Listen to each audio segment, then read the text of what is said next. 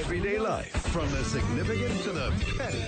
Time now for Christy Gustafson-Barletti on 107.7 GNA. Here she is, the Golden Goose, the KGB. We know her as Gusta Rhymes. This was an interesting topic, Christy, that you posed on social media. When you see people's social media posts, whether it's political, whether it's personal beliefs, it could be parenting, stuff like that.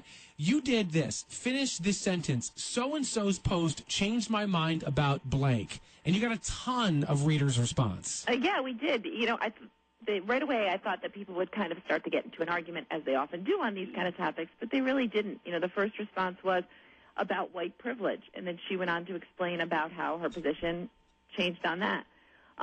Somebody else talked about how their position changed on the Black Lives Matter movement, which is similar. I thought this one was really interesting, and actually I agree with this woman. She said, buying pink things in October to support breast cancer research.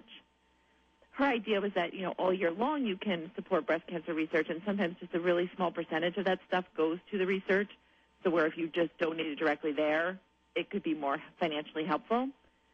So I thought that was an interesting one, too. That's interesting. Yeah, I don't know. I don't think that, I mean, typically I think that, like, statistically, people think that it's 0%, like nobody's social media posts about politics or something that they're super duper passionate about ever changes their mind. But I actually read somewhere where about 14 to 17% of people actually are open to changing their affiliation or allegiances based upon people's social media posts.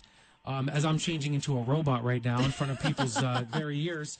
One thing that definitely affected me, I remember a couple years ago, I saw a friend of mine who posts a ton of stuff about things he's against, and it's annoying. It just becomes white noise.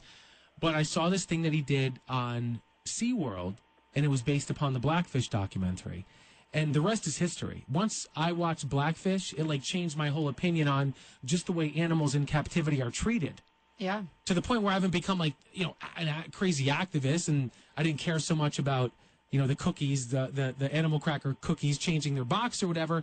But like it really did change my thinking. And so that would have never happened if it weren't for social media. It's interesting you say that, because a couple of weeks ago when I said I wish there was a zoo here, you gave me a hard time about that. And I thought, since when is Brian Cody against those kind of things? And it must have been because... Yeah, it's because of Blackfish. You had read that, and I didn't realize that. Yeah. And I do think that sometimes we can change, and I thought that 14% number felt really low. But then one reader and a listener pointed out that that's actually a fairly significant number, because when you think that adults tend to be pretty firm and set in their ways, and if you can change, I often look at those posts and think, just stop complaining or stop ranting. But I guess if you can influence somebody and change somebody for the better, you know, not if you're trying to get them to jump on a hateful bandwagon. Right.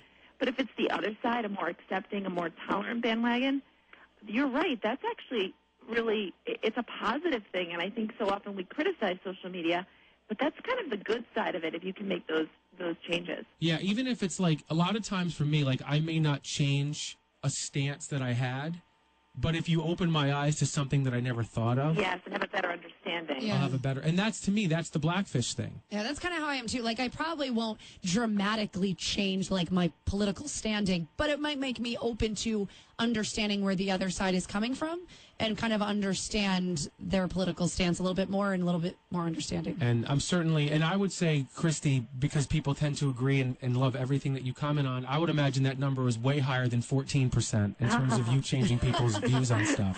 Or the other way. They're like 7%. Hey, Christy, this was awesome. We will talk to you next week. Thank you for a couple of minutes. All right. Hopefully your phones will be working better. I doubt it.